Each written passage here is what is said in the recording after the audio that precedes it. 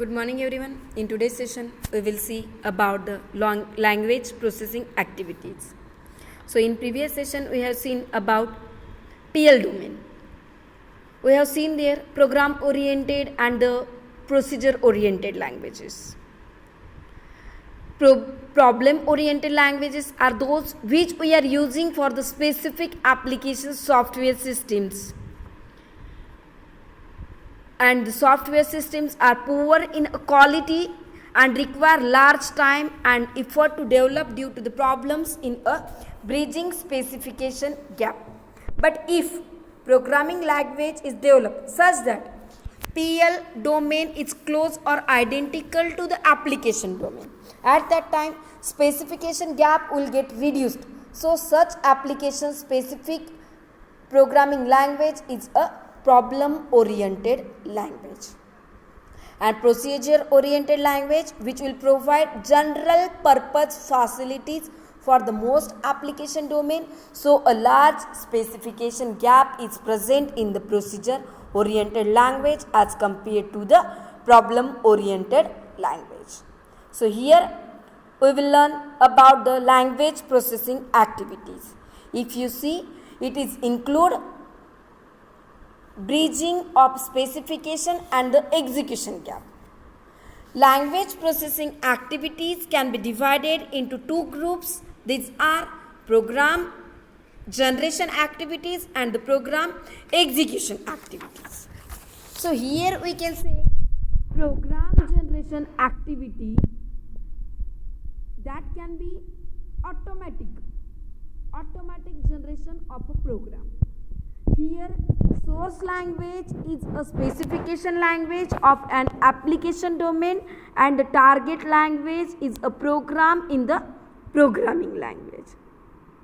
So if we will see here, you will get example of a program generator programming language. If we are developing a screen using screen handling program VB or MATLAB GUI or the VLC program giving the semantic specification. So you can say here when we will talk about the program generation domain, that is a software which will accept the specification of a program to be generated and it will generate a program in a target programming language. So we can say about the program generation like it is more reliable, it is ready, it is easy to write the specification of a program rather than writing a entire program in the programming language. So the programming generator will bridge the gap between the application and the programming language domain. Testing effort get reduced here as the bridging gap of the programming language domain is done by the program generator.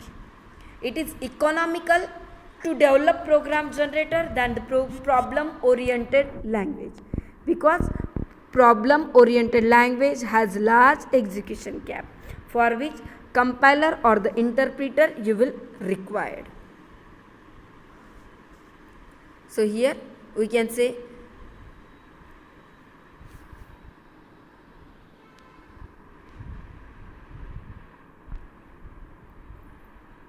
program generator that will accept the specification of a program and that will generate a program in the target programming language.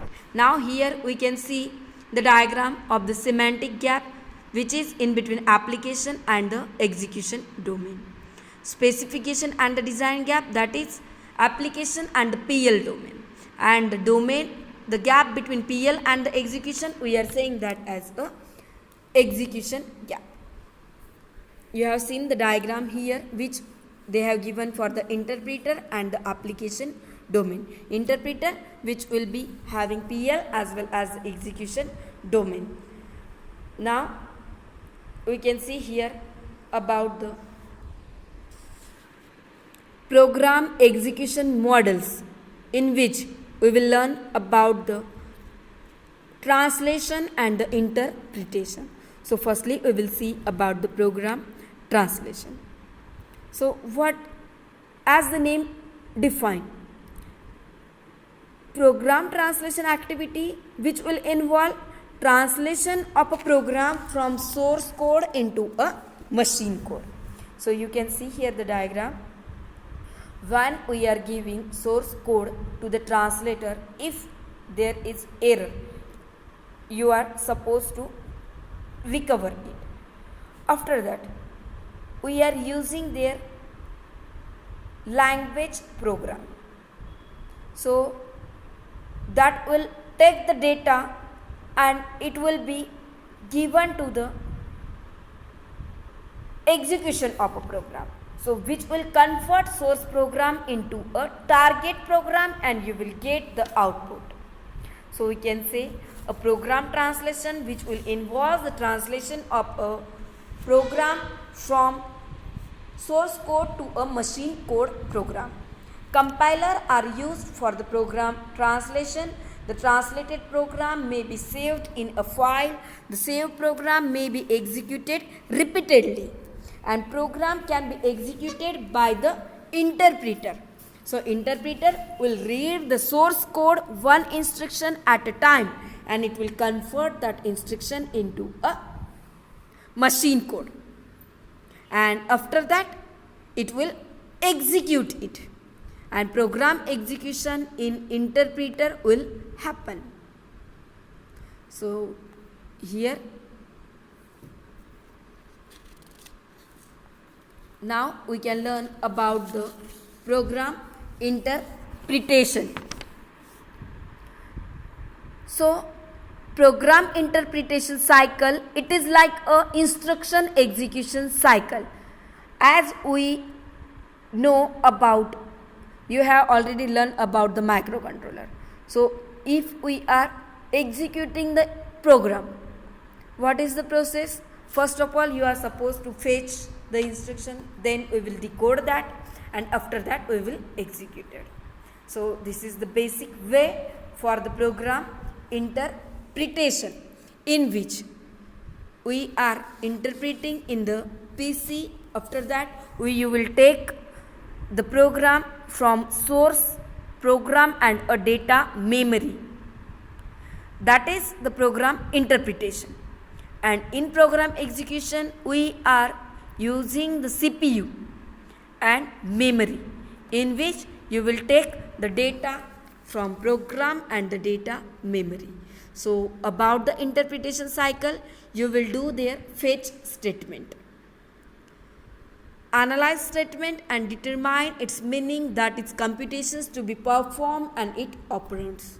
It will execute the meaning to the statement and its characteristics. Here statement analyzed during its interpretation. Source program is written in source from itself, no target program. So you can see here the diagram, program interpretation and the execution. The same diagram we have drawn again. So now we will see here the phases and the passes of a language processor. So we can say fundamentals of language processing, in which language processing involves analysis of a source program as well as synthesis of a target program. So you can see it is consist of analysis phase and the synthesis phase. So in analysis phase you will get the analysis of a source program, and synthesis of a machine code will be done in the synthesis phase. So language processing equal to both analysis of the program and the synthesis of the target program. SP मतलब source program, TP मतलब target program. So analysis of the source statement, which will contains lexical, syntax and the semantic analysis.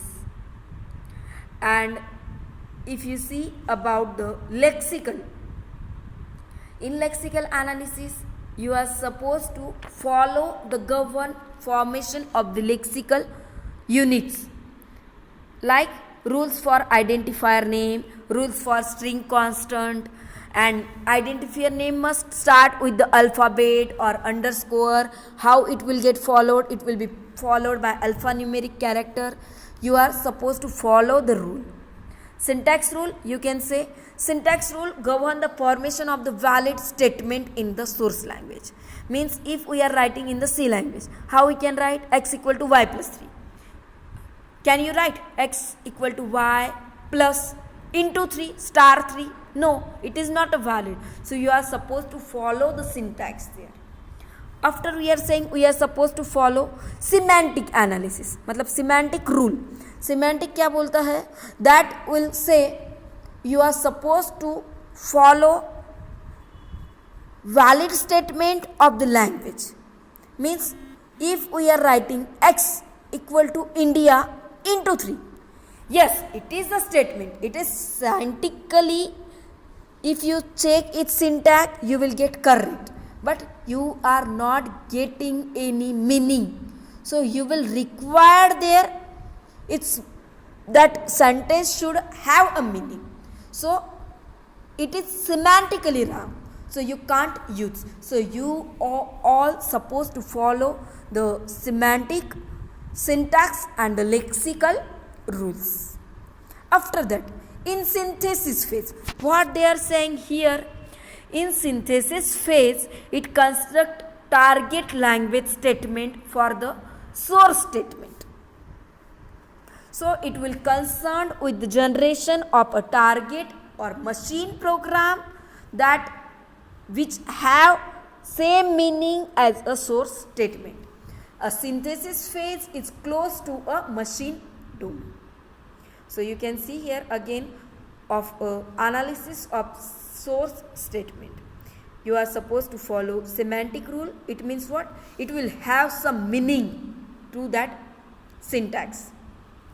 Syntax rule, it will require valid statement. Means जो formula तुम use कर सकते हो वही. You can't write x equal to y plus 2 into 3. You are supposed to follow the rules. Means syntax follow करना है. Lexical, valid lexical units you are supposed to use there. So here analysis phase, you can see here the examples for that. The lexical analysis, if we are writing c equal to a into 100 by 3, it identify both operator. So if we are taking 100 as a constant, remaining strand as a identifier. If we will talk about the syntactically, it identifies the statement as assignment statement with C as LHS and A into 100 by B as RHS. Yes, it is following the syntax. Semantic, it determines the statement to be the assignment to the C. If you calculate, you can write A into B divided by B. So yes, it is having some meaning. So you can write that. Now we are supposed to see synthesis phase. So it constructs target language statement for the source statement. It consists of memory allocation and the code generation. Memory allocation, where you will get the creation of data structures in the target program. Code generation, where you will get the generation of a target program.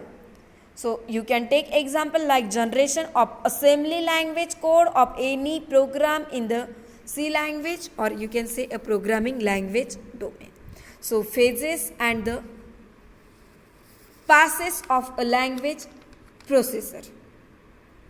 So during synthesis phase, every variable should be assigned memory address. Machine instruction use memory address to reference a variable. Therefore, the generation of machine code must be delayed until addresses of every variable are fixed. So a forward reference of a program entity is a reference to entity which precedes its declarations. So you can say here, analysis of source statements can not be followed immediately by synthesis of equivalent target due to forward reference issue regarding memory requirement and the organization of a language processor. So you will require here forward reference. It is a reference of a program entity. It is a reference to entity which preceded its definition in a program. While processing a statement containing forward reference, language processor does not possess all relevant information concerning the reference entity. It creates difficulty in synthesizing the target statement. So if you see the example, we declare variable type. After calculation, it has become a forward reference. So A equal to B into 100 by C.